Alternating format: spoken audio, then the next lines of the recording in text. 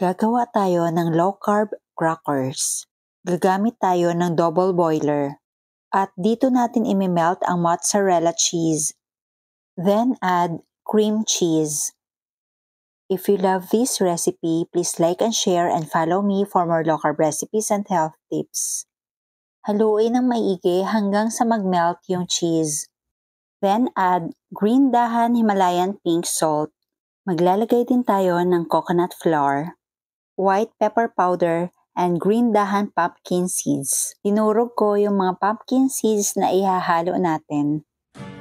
Ang list of ingredients ay ilalagay ko sa last part ng video na ito. Ngayon, aalisin na natin yung bowl sa apoy. Then, let it cool. At maglalagay na tayo ng egg. Reminder, wag po ilagay yung egg habang mainit pa yung mixture. Dahil baka maging scrambled egg ang kalalabasan. Ngayon, knead na natin yung dough for about 3 minutes.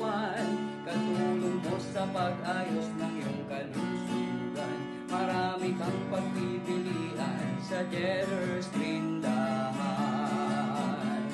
Baking essentials, condiments. Next procedure, ilagay ang dough sa gitna ng 2 parchment paper. Then spread using rolling pin. Nuts and seeds, healthy oils, coconut products, superfoods, herbs and spices. Kailangan manipis po ang ating dough kasi kung medyo makapal po, mahihirapan po tayo gawing crunchy. Low carb essentials ay kumpletong matatagpuan. Katulong mo sa pag-ayos ng iyong kalusugan. Marami kang At slice na natin using pizza cutter.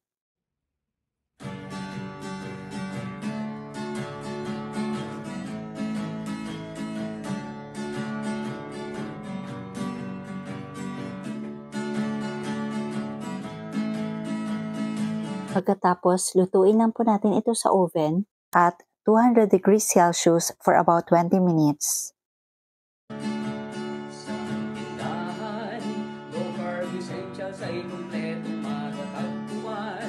Katulong mo sa pag-ayos ng iyong kalusugan. Marami kang pagpipilian sa Jetter's Tindahan. Baking essentials, condiments, nuts and seeds, healthy oils, coconut products, superfoods, herbs and spices, low-carb breads, kakanin, at may sugar-free ulam pa. Happy ang pamimili sa Jetter's Green Dahan. Tindahan, low-carb essentials ay kumpletong matatagpuan. Katulong mo sa pag-ayos ng iyong kalusugan. Marami kang pagpipilian sa Jetter's Tindahan.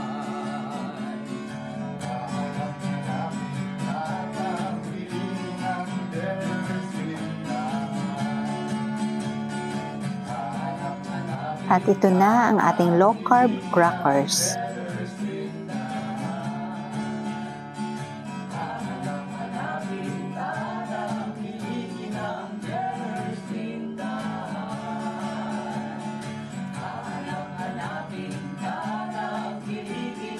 Tikman natin. O, diba? Para siyang rebisco.